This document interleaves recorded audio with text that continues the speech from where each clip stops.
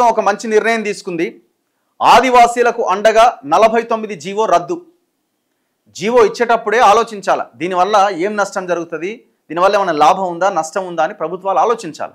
ఎందుకు ఇచ్చినట్టు ఈ జీవో? అన్యాయమైన జీవో. రైతుల, ముఖ్యంగా ఈ దేశ మూలవాసులైన ఆదివాసీల జీవితాలతో ఆడుకునే జీవో ఇది.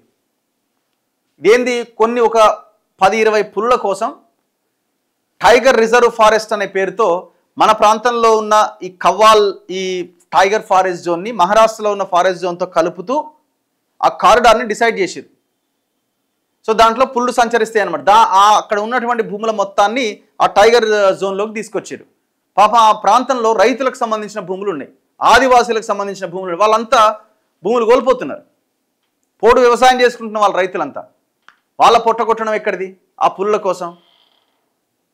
ఇదే కనుక పోయిన గవర్నమెంట్ అయి ఉంటే జీవో ఇచ్చిన తర్వాత మనం వెనక్కి తీసుకోవడం ఏంది అని కనీసం ఆ దిశగా కూడా ఆలోచించకపోయి ఉండేవాళ్ళు. వీళ్ళు నిన్న కూడా, మొన్న 2 రోజుల కింద కూడా మావోయిస్టులు ఒక లేఖ విడుదల చేశారు. అంతకుముందు రిలీజ్ చేశారు ఈ జీవో 49ని రద్దు చేయాల్సిందే అని. ఇక్కడున్న ఈ ఎస్టీ ఎమ్మెల్యేలు కూడా ముఖ్యమంత్రికి రిప్రజెంటేషన్స్ ఇచ్చారు. సీతక్క కూడా గట్టిగానే, ఆమె కూడా గతంలో వీళ్ళందరూ ములుగులో ఒక తీర్మానం కూడా చేసుకున్నారు అని నిన్న 19వ తేదీన జగన్ అధికార ప్రతినిధి పేరుతో ఈ లేఖ విడుదల కావడం జరిగింది. మొత్తానికి ముఖ్యమంత్రి కూడా మంచి నిర్ణయం తీసుకున్నారని చెప్పాలి, దీన్ని అభినందించాల్సిందే. మళ్ళీ దయచేసి ఇట్లాంటి నిర్ణయాలు తీసుకునే ముందు 1కి 4 సార్లు ఆలోచించి జీవోలు ఇవ్వండి దయచేసి.